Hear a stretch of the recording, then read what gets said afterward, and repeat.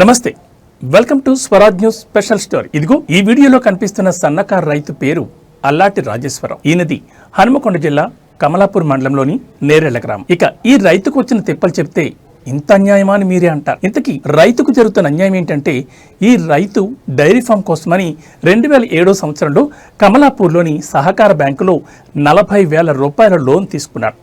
అయితే 2008లో అప్పటి కేంద్ర ప్రభుత్వం కాంగ్రెస్ ప్రధానమంత్రి మన్మోహన్ సింగ్ లక్షలోపు రుణాలు తీసుకున్న వారికి రుణమాఫీ చేసింది.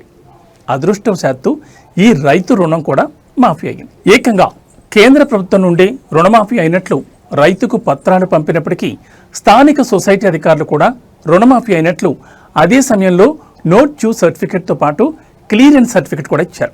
దీంతో సంబరపడ్డ ఆ రైతు మన్మోహన్ సర్కార్కు కృతజ్ఞతలు తెలిపారు. ఇక అసలు విషయం ఇప్పుడే మొదలైంది.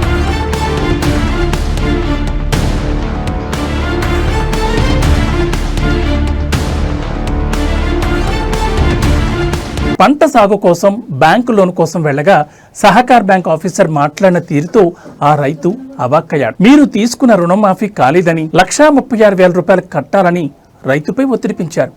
విస్తుపోయిన ఆ రైతు ఏం చేయాలో తోయక బ్యాంక్ అధికారుల ఒత్తిడితో 2 దఫాలుగా 10,000 రూపాయలు చొప్పున 20,000 కట్టేశాడు. గతంలో రుణమాఫీ అయినట్లు బ్యాంక్ ఆఫీసర్లు ఇచ్చిన పత్రాల కోసం ఇంట్లో వెతకడం ప్రారంభించాడు. ఇంట్లో బ్యాంక్ ఆఫీసర్ ఇచ్చిన పత్రాలు దొరకడంతో సహకార సంఘ ఆఫీసర్లకు చూపినప్పటికీ ఫలితం లేకపోయింది. నేను నేరెళ్ల గ్రామం అల్లాటి రాజేశ్వరరావును. నేను 2007లో రుణం తీసుకున్నాను. ఎల్టీలోను మన్మోహన్ సింగ్ గారు నాకు రుణమాఫీకి సన్నకారు రైతు సర్టిఫికేట్ ఇచ్చిండు.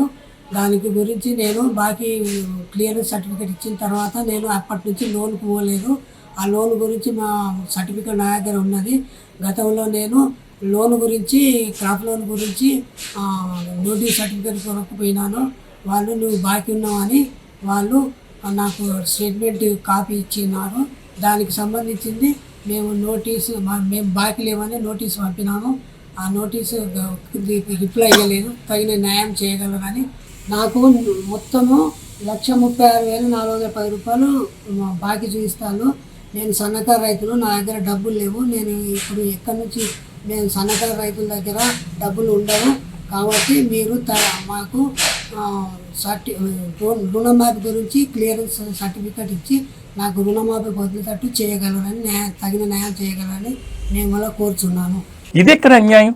రుణమాఫీ అయినట్లు క్లియరెన్స్ ఇచ్చి మళ్లీ నన్ను లోన్ కట్టమంటే ఎలా అని ప్రశ్నించినప్పటికీ ఇక ఆఫీసర్ల మోసంపై తాడో పేడో తేల్చుకుంటామని సిద్ధమైన సన్నకారు రైతు ఇలాంటి మోసం ఇంకా ఎంతమందికి జరిగిందన్న కోణంలో న్యాయం కోసం ఫైట్ చేస్తున్నాడు.